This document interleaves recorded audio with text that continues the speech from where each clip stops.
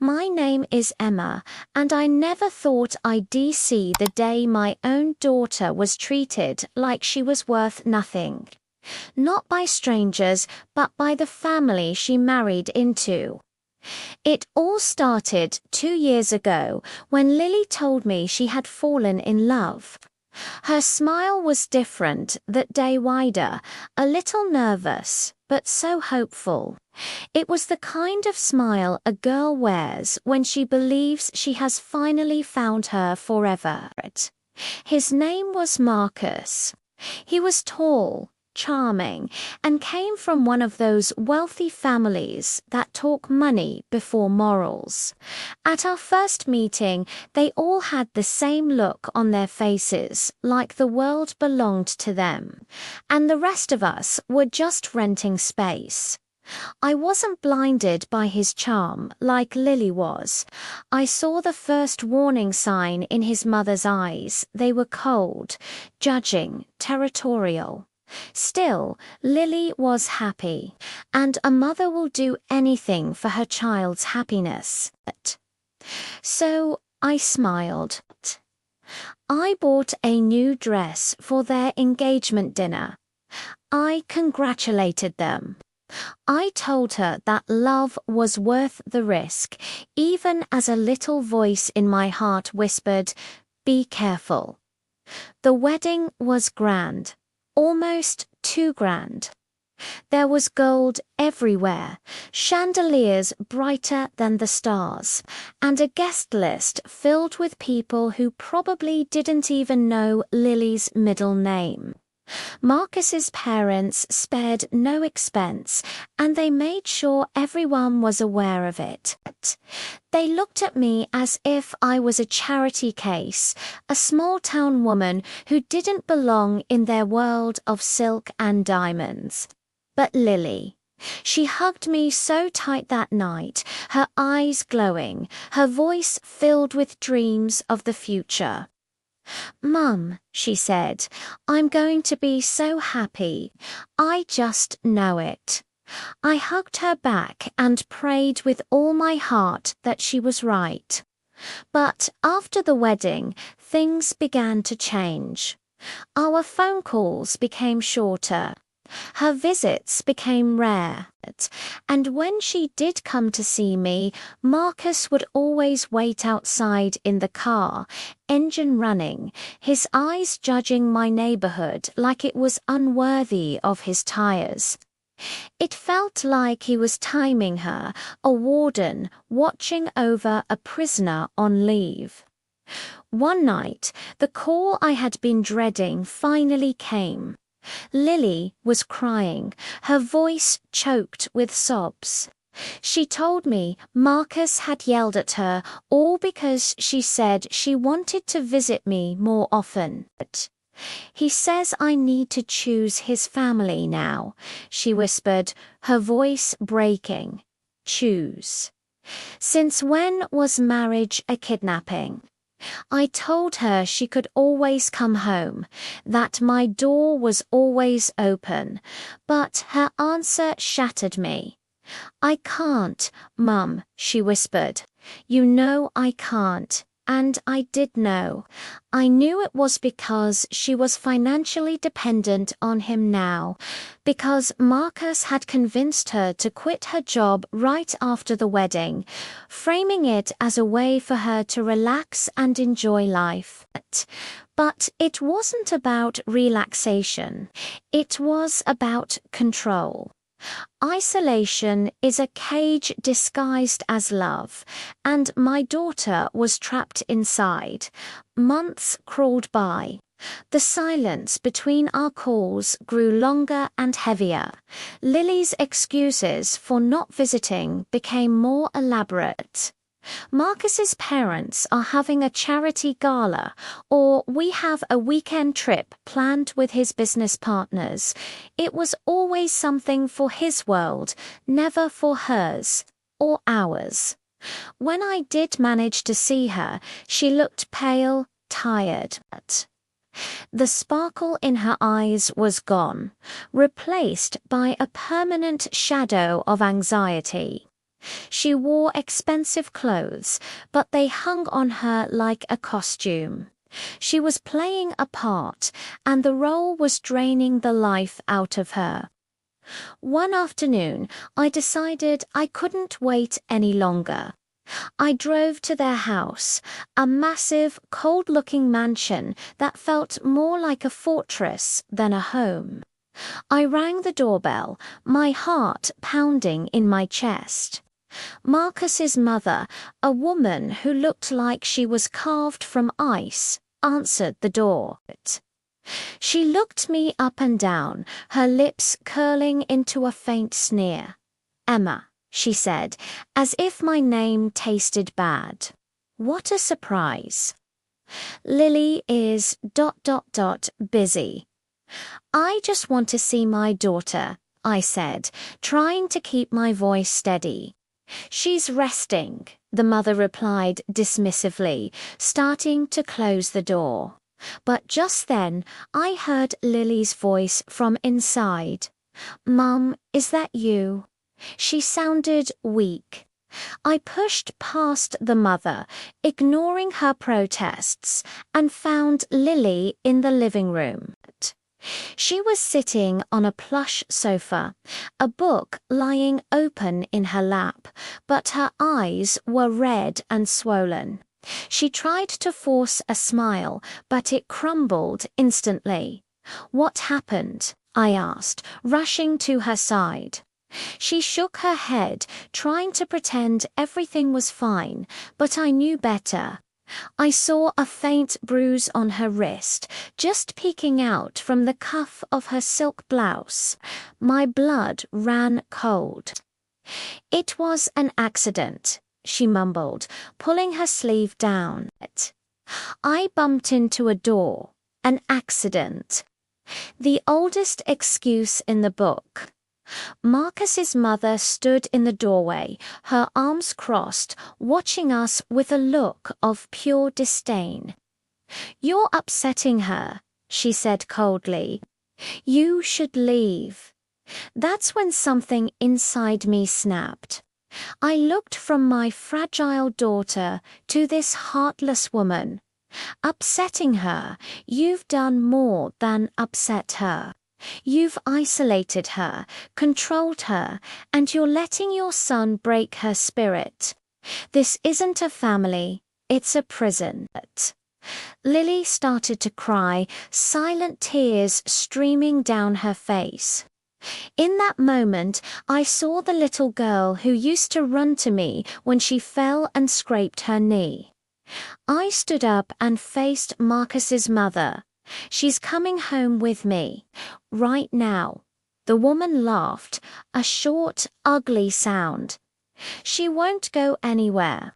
She has a life here, a life you could never provide."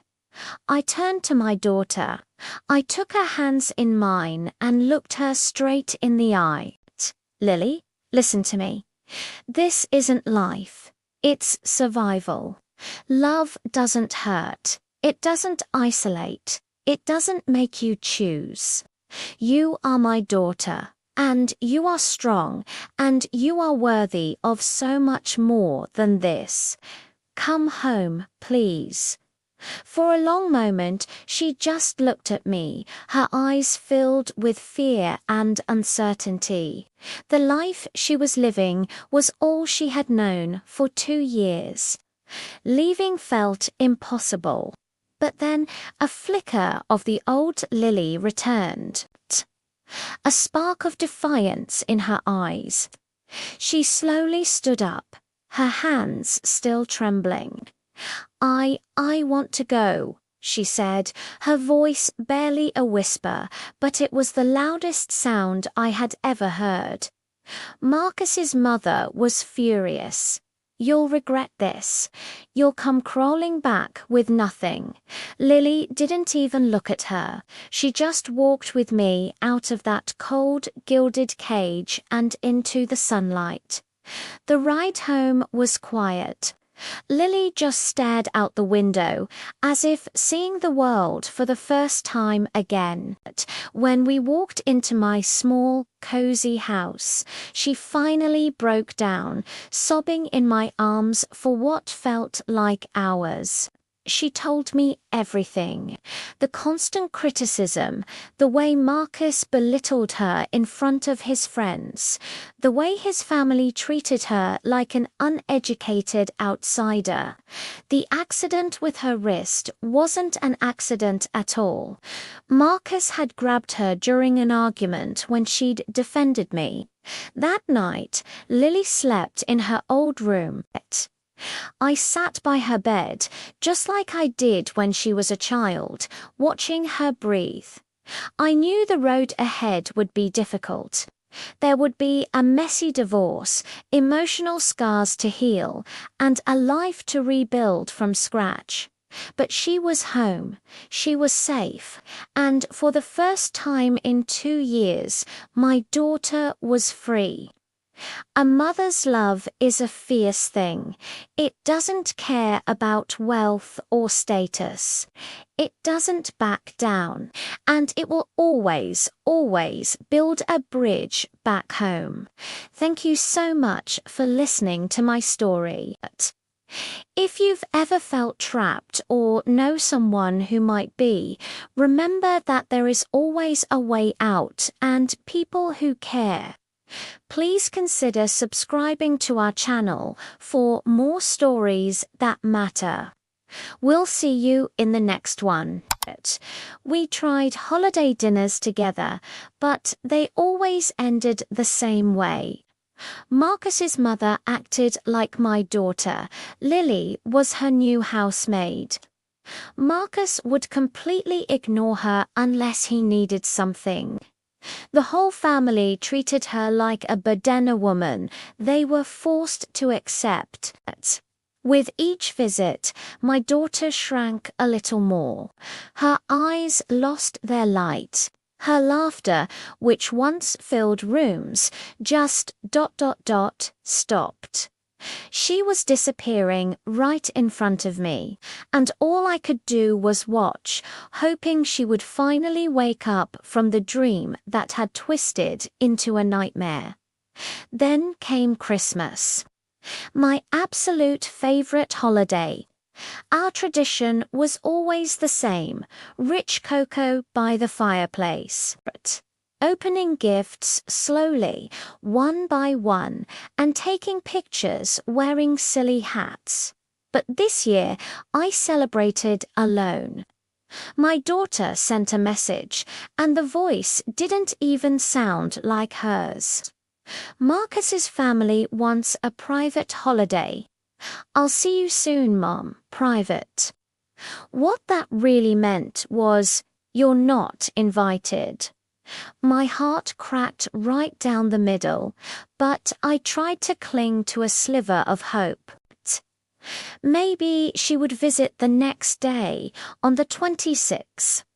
But the next day came and went. I heard nothing. Not a single call. Not one text message. Not even a simple Merry Christmas from my own child. Just a deep, deafening silence that filled every corner of my house. By the evening of December 26, something deep in my chest just screamed, "Go to her." You know, a mother's instinct is a powerful thing. It's louder than fear. It's louder than pride. And it's definitely louder than the sting of humiliation. So I drove 4 hours. I gripped the steering wheel with frozen fingers, my car skidding on slippery, icy roads. Tears kept threatening to blur the headlights ahead. When I finally reached their mansion, it was glowing like a castle against the dark winter sky. Warm lights spilled from every window, and I could hear laughter echoing from inside. Silhouettes were dancing by the fireplace. They were celebrating. They were comfortable and joyful, as if my daughter didn't even exist in their world. I stepped out of the car, my breath turning to clouds in the frigid night air, and that's when I heard it. A tiny, fragile sound, almost lost in the wind. A whimper. I spun around, my heart pounding in my ears. And there she was. My Lily. She was huddled on the back porch, wrapped in a thin, worn-out blanket. Her face was pale, stained with frozen tears. She was shivering uncontrollably, her eyes wide with a look of utter desolation. The beautiful, vibrant dress she wore was torn at the shoulder. Seeing her like that, it was like a physical blow. The festive sounds from inside the house suddenly sounded cruel, a mocking soundtrack to my daughter's misery. Lily, I whispered, my voice breaking. She looked up, and for a second, a flicker of relief crossed her face before it was replaced by shame. "Mom, what are you doing here?" she stammered, trying to pull the thin blanket tighter around herself. "You shouldn't be here.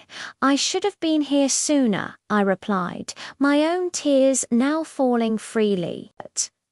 I rushed to her side, wrapping my arms around her trembling body. She felt as fragile as a bird. "What happened?" I asked, my voice choked with a mix of anger and sorrow. She just shook her head, burying her face in my shoulder, her sobs finally breaking free. Inside, the party raged on. Oblivious, I helped her to her feet, my mind racing. This was it. This was the end of the nightmare. I wasn't just watching anymore.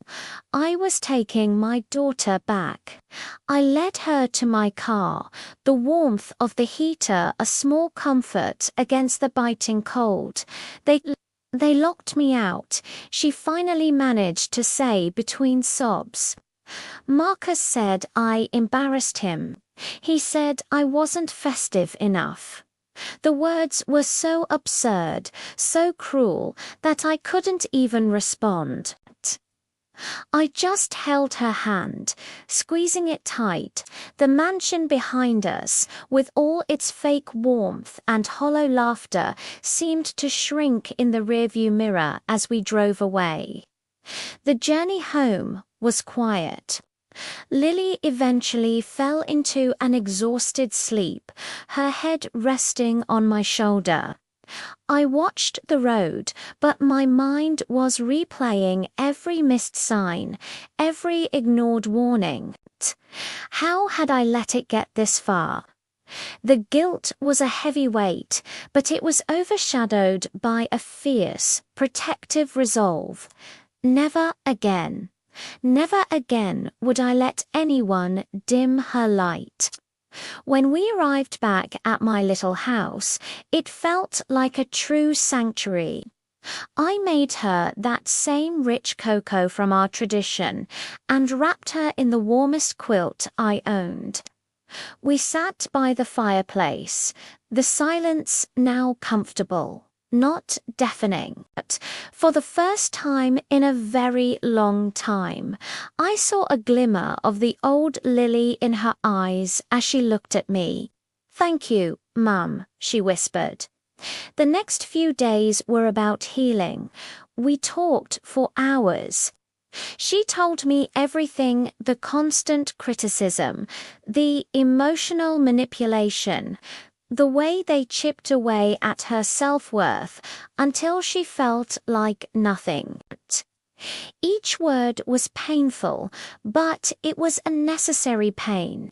It was the sound of the poison leaving her system. We decided that her private holiday with Marcus's family would be her last. She sent him one final message. "I'm with my mum. I'm home." No explanation, no argument, just a simple statement of fact.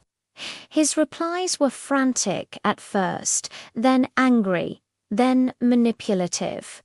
But this time, Lily didn't waver. She just turned off her phone and looked at me.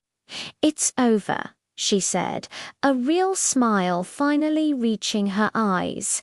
"That New Year's Eve, we didn't go out. We stayed in, just the two of us, by the fireplace. We didn't have silly hats, but we had something better. We had each other. We had a future that was bright and free." As the clock struck midnight, we raised our cocoa mugs. "Two new beginnings," I said. "Two coming home," she replied. And as I looked at my daughter, her laughter finally filling the room again, I knew our best traditions were still ahead of us. Thank you so much for watching and for being a part of this story. If you've ever felt like you're losing someone you love, remember that a mother's instinct is a powerful guide. Don't forget to like this video if it resonated with you, and subscribe to the channel for more stories from the heart. See you next time. Lily. My voice cracked. Her eyes lifted slowly.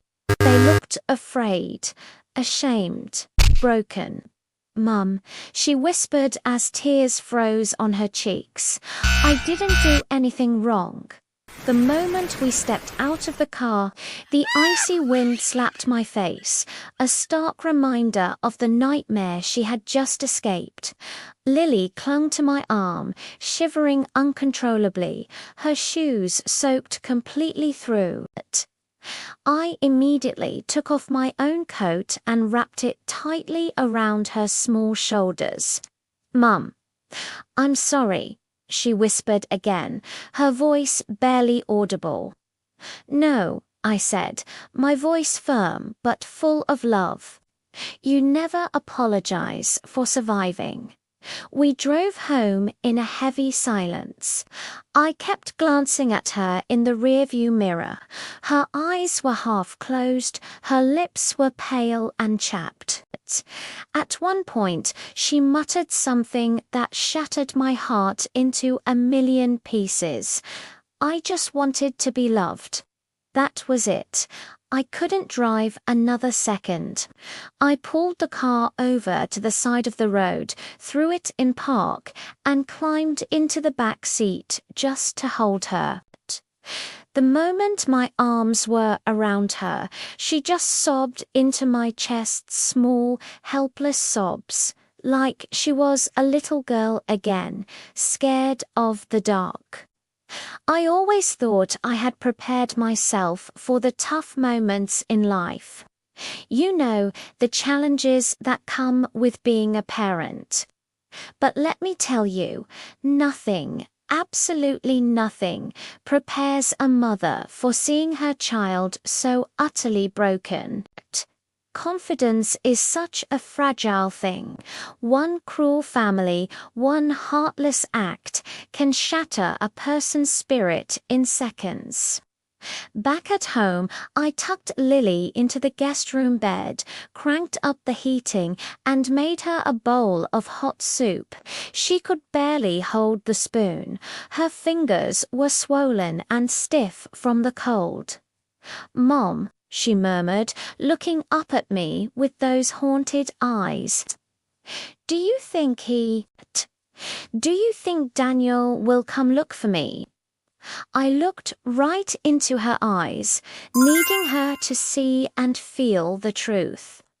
"Sweetheart, if he truly loved you, he never would have left you out there in the first place." Her lips trembled. The truth often hurts more than the prettiest lies, doesn't it? She cried herself to sleep that night, and I stayed by her bedside, watching her, guarding her, her mother. finally right where she needed me to be. The next day, just when I thought we could start healing, the drama arrived right at my doorstep. I had just stepped outside to take a call from the hospital. The doctor said Lily's condition needed to be monitored, that the exposure was serious. When I turned around to go back inside, my heart stopped. The front gate was wide open, and Daniel's entire family was standing on my porch. Daniel's mother was the first to speak, her face a mask of irritation, not worry. "We've come to take Lily home," she announced. "This little stunt of hers has made us look terrible in front of our guests." A stunt? Did she just call it a stunt?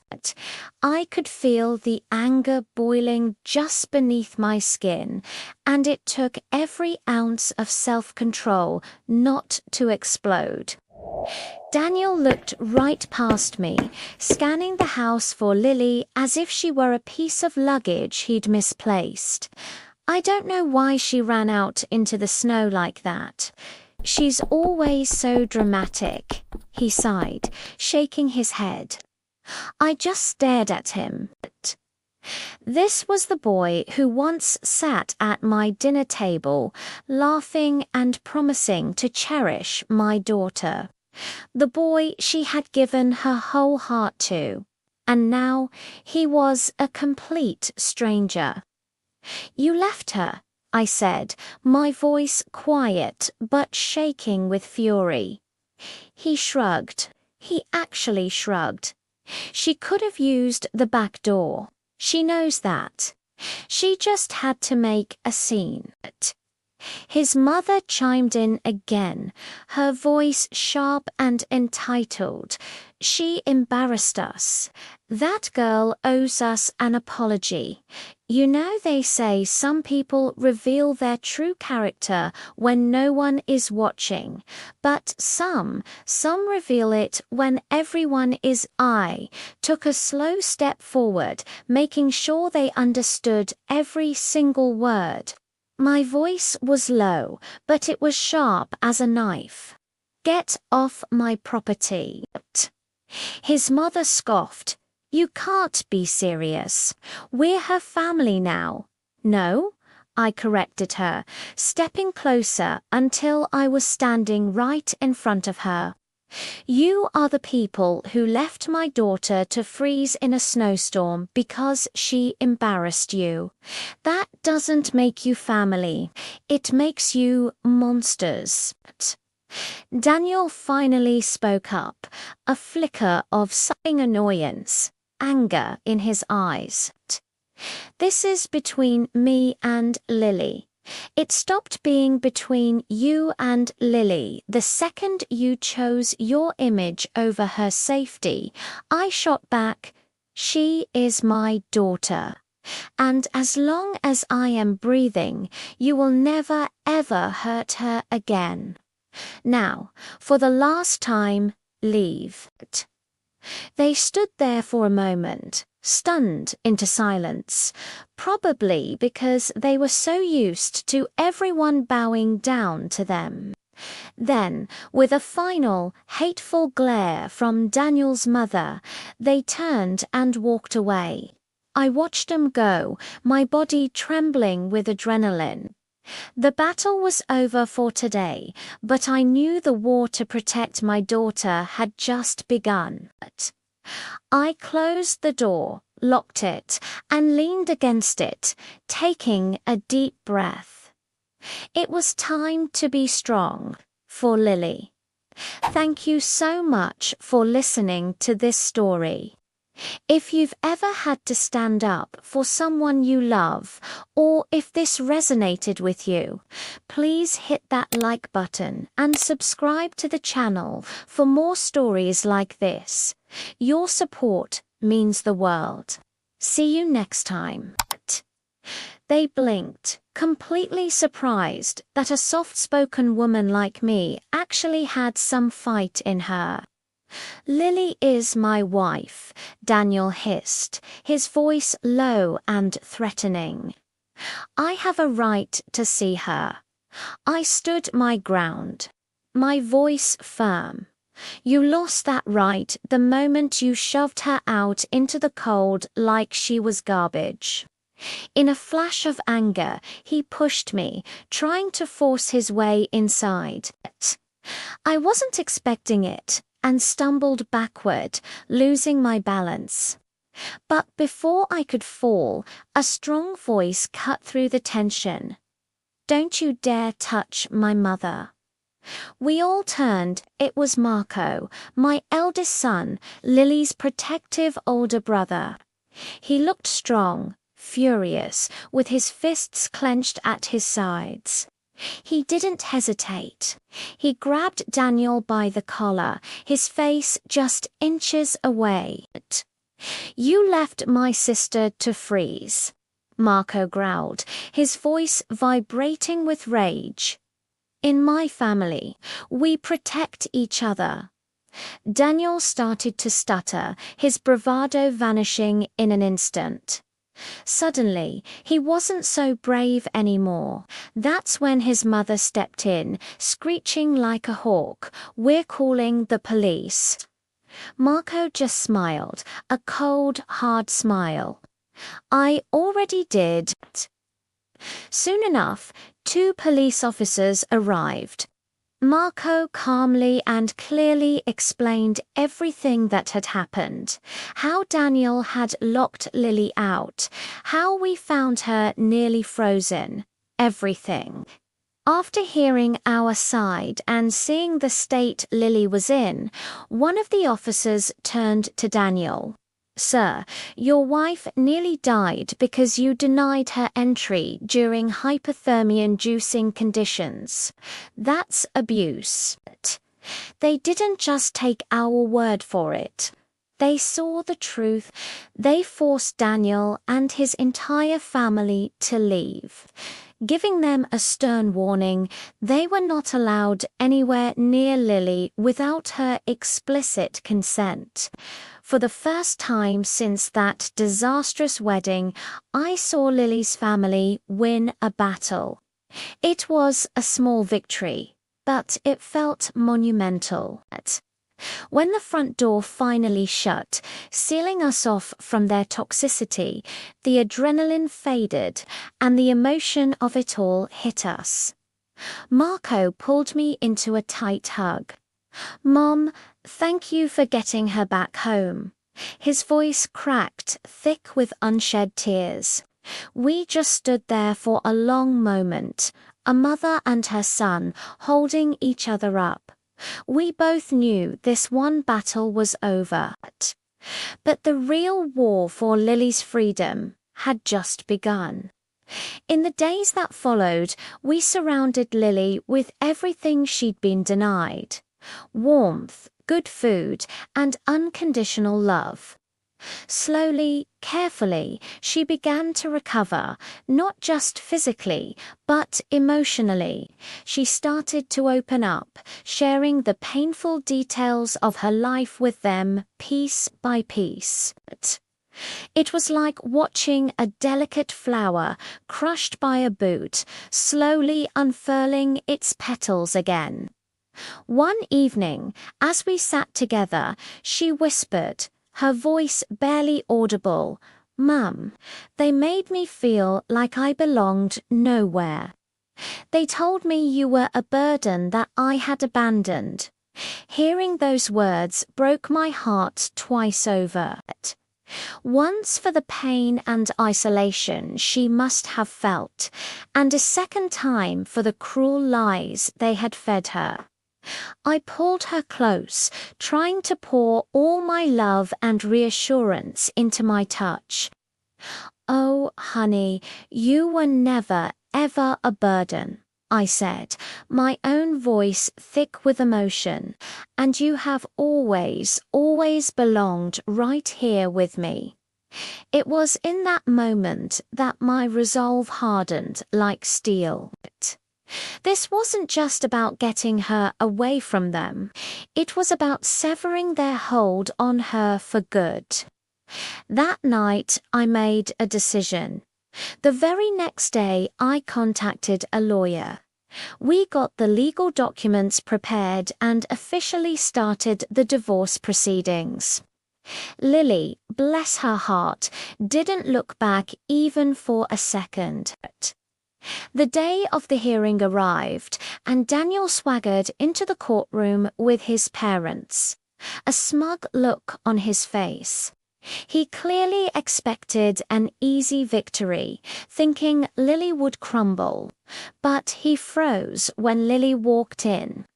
She wasn't the timid, broken girl he had thrown out into the snow. She was healthier, stronger, and she walked with a newfound confidence. She came and sat right beside Marco and me, a united front. She reached over and held my hand, her grip firm and steady. When the moment came and the judge asked if she wanted to remain married, Lily stood up. She looked directly at Daniel, and this time her voice didn't tremble. It was clear and strong, ringing through the quiet courtroom. No, a family that treats me like I'm disposable is not my family. You could have heard a pin drop. Daniel's eyes widened in disbelief. In that instant, he realized he had completely and utterly lost control. It was over. Once the judge finalized the divorce, Lily let out a long, deep breath. It was the kind of exhale you make after being held underwater for years, finally breaking the surface and taking in that first life-giving gulp of air. We walked out of the courthouse together, hand in hand, ready to start our new chapter. But, of course, they wouldn't let it be that easy. Daniel was there, blocking the exit, his face twisted with anger. "You'll regret this," he spat, venom dripping from every word. Lily didn't even flinch. She looked him straight in his cold, empty eyes and said, "The only thing I regret is staying as long as I did." And with that, we walked past him, leaving him standing there, completely alone, with nothing but his wounded pride. We walked out into the sunlight, and for the first time in a very long time, my daughter was finally free. Thank you so much for watching our story today. If you've ever felt trapped, please know that there is hope. And there is help available. Don't forget to like this video and subscribe to our channel for more stories about finding strength and overcoming adversity. We'll see you in the next one. Weeks later, a scene I'd only dreamed of unfolded in my living room. Lily, wrapped in the softest blanket I owned, sat beside a crackling fire, a mug of cocoa warming her hands. The color had returned to her cheeks, a healthy, gentle glow. And then she smiled. Not that brittle, painful smile that had haunted my days for years, but a real one. It reached her eyes, crinkling the corners. "Mum," she said, her voice soft but clear, "thank you for saving my life." My heart felt like it would burst. I took her hands in mine, squeezing them gently. "No, sweetheart, you saved yourself. All I did was open the door for you." 2 months later, it felt as though spring had arrived not just outside, but inside our home as well. The snow melted, the birds returned with their songs, and a genuine warmth started to fill the rooms again. Lily was slowly, cautiously rediscovering the person she was before. We started cooking together again. The familiar clatter of pots and pans, a comforting rhythm. I heard her laugh, a sound I'd missed more than I could ever say. And some nights she slept without the nightmares that had plagued her. But healing isn't a straight line. It's a winding path with unexpected dips and shadows. One evening, I found her staring at her phone, her face pale, her body frozen. "What's wrong, honey?" I asked, my voice as gentle as I could make it. She slowly turned the screen towards me. It was Daniel. A flood of messages, each one a tiny dagger. "Come back, you ruined everything. You will regret leaving me." And then the one that made my blood run cold. "Home isn't your mother. It's me." I took a deep, steadying breath, pushing down my own rage for her sake. "You don't have to answer him," I said, keeping my tone even. "You don't owe him anything. Not a single word." She nodded, but the tears had already started to slide down her cheeks. Because signing a piece of paper doesn't magically erase the trauma. It just gives it a new place to hide in the shadows, waiting for a moment of weakness. A week later, that shadow materialized at my front gate. I was just stepping outside to take out the trash when I froze. It was Daniel, standing there smiling. That same chilling, predatory smile. "Where's my wife?" he asked, his voice deceptively calm. Too calm. I felt a surge of protective instinct and firmly shut the small gate between us. "She is not your wife anymore." I saw his jaw clench, a muscle twitching in his cheek. "You stole her from me." "No," I corrected him, my voice steely. "You threw her away." He let out a laugh, a hollow, humorless sound that sent shivers down my spine. "You really think you can keep her locked up in there? Hide her from me?" My heart was hammering against my ribs, but I stood my ground, channeling every ounce of a mother's strength. "She is finally free." He leaned in, his voice dropping to a venomous whisper. "She'll crawl back when she realizes an old woman like you is all she has." That was it.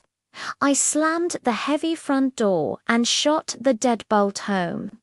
My hands were shaking, but my mind was clear. I called Marco immediately. He was there in minutes, his face a mask of furious, protective loyalty. We didn't waste any time. We installed more security cameras, motion-activated lights, anything to create a fortress. We made a pact that Lily would never be left alone. The wolf was still circling our flock, but this time the mother bear was wide awake and ready for a fight. And then something shifted. The fear that had been a constant hum in our house began to recede, replaced by a quiet determination. It wasn't from me or Marco, it was coming from Lily. A few days after Daniel's visit, she came to me, her eyes clear and resolute. "I won't fear him anymore," she said, her voice stronger than I'd heard it in years. It was a declaration, a turning point. She started taking the lead. She researched restraining orders. She spoke to a therapist specializing in domestic abuse. And she began a self-defense class with Marco. Each step was a small victory, a piece of her power she was reclaiming. The woman who had been a ghost in her own life was now building her own armor, piece by piece. She wasn't just surviving anymore. She was learning to fight back, and I watched, my heart swelling with a pride so fierce it almost hurt. My daughter wasn't just healing, she was rising. She was becoming the hero of her own story. Thank you for watching our journey. If you've been moved by our story, please consider liking this video and subscribing to our channel to follow along. Your support means the world to us. Lily knew she couldn't heal in the same environment that broke her. So, step by step, she started to rebuild her world. First, she started therapy. It was tough, facing those shadows, but it was necessary. Then, she re-enrolled in nursing school. Remember, she'd put her own dreams on hold for Daniel's family, for a life that was never truly hers. It was time to get her career, her independence back. She even joined a community group, something small, just to be around people again, to feel a sense of belonging. And that's where she met Ethan. He was the complete opposite of Daniel, a gentle soul. He was respectful, patient. He truly listened more than he talked. He asked for her opinion instead of demanding her compliance. And his smile. It was like the world wasn't a heavy, crushing weight. It was light. It was genuine. I remember one evening, after he'd dropped her off, Lily just stood in the doorway, staring up at the night sky. I heard her whisper, so softly, "Mum, is it okay if I'm happy again?" My heart just broke and swelled all at once. Tears filled my eyes before I could even find the words. I walked over and hugged her. "Honey," I said, "it's more than okay. It's what you deserve." She hugged me back so tightly, and in that embrace, I felt it. It was like she was finally letting go of all that pain, all that weight she'd been carrying for so long. She was finally starting to breathe again. And just as Lily was finding her footing, just as the light was starting to return to her eyes, life delivered a twist none of us saw coming. Karma, as they say, often arrives quietly, without fanfare. We got a call.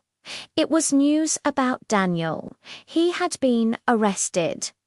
The charge, fraud. He had been stealing money from his own family's business.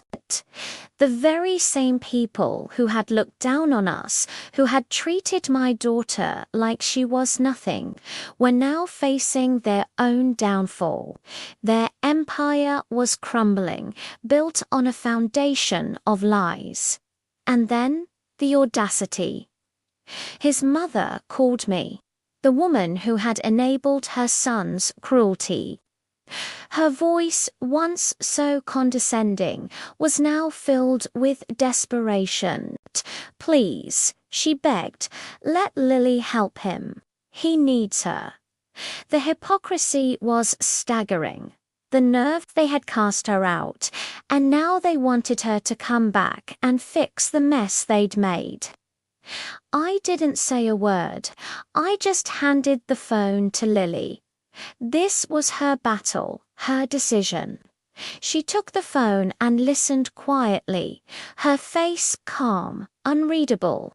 I held my breath, wondering what she would do. After a few moments of silence, she spoke, and her words made me prouder than I have ever been. She said calmly and clearly, "I hope he gets the help he needs. But I'm not going back to save someone who tried to destroy me." And then she hung up. Just like that. There was no anger in her voice, no lingering fear, just peace. She was finally, truly free. Another year passed, a year filled with growth, healing, and genuine laughter. And then Lily walked down another aisle.